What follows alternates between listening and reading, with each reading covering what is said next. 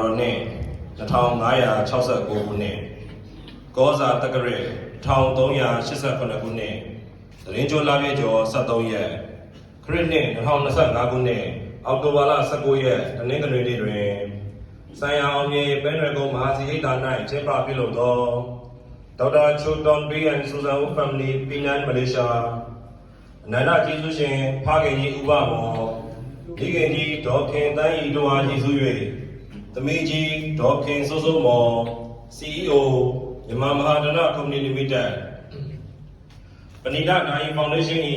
ဩဝါဒစရိယဆရာတော်များဖြစ်ကြသောဆရာတော်ဗရဏသန္တာဝရနှင့်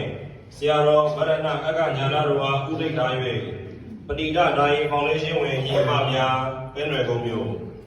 ဦးမောင်မောင်ဝင်းဒေါ်တင်နေအေးစိန်ငရာမိသားစုနှင့်အားလုံးသောကထိန်သင်္ကန်းအလူရှင်များ၏18ကြိမ်မြောက်ကထိန်သင်္ကန်းစက္ကန့်လူရန်ပွဲအခမ်းအနားအစီအစဉ်များပါဗျာအခမ်းအနားအစီအစဉ်1နမောတတ3ကြိမ်ရွတ်ဆို၍အခမ်းအနားဖွင့်လှစ်ရန်အခမ်းအနားအစီအစဉ်2ဆိုင်ရာအောင်မြေပဲနွယ်ကုန်းမဟာစီဟိတ်တာဒုတိယဗန္ဒနာယကဆရာတော်ဗရဏဝိစိတ်တအရှင်သူမြတ်ထံမှ5ပါးတိလခံယူဆောက်တည်ရန်အခမ်းအနားအစီအစဉ်3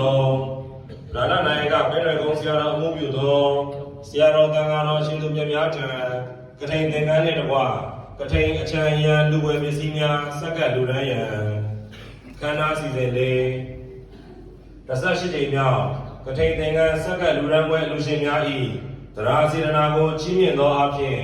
ဗရဏနာယကဘဲနွယ်ကုန်းဆရာတော်အမှုပြုသောဆရာတော်တန်ခါတော်ရှင်သူမြတ်များမှပရိတ်တရားတော်များချီးမြှင့်ပေးသနာတော်မူရန်အခမ်းအနားအစီအစဉ်5လူရန်မှုအစွတ်စွတ်တို့အတွက်ပြည်တွင်းပြည်ပမဟာစီသာသနာ့ရေးသားများ၏နာယကဆိုင်ရာအောင်မြေပဲနွယ်ကုန်းမဟာစီဟိတ်တာ၏ဗရဏနာယကမဟာကပ္ပထာနာစရိယပဲနွယ်ကုန်းဆရာတော်ဘုရားမှအနုမောဒနာတရားနှင့်ရည်စကြတရားချီးမြှင့်တော်မူရန်ခန္ဓာအစီအစဉ်6 18ကြိမ်မြောက်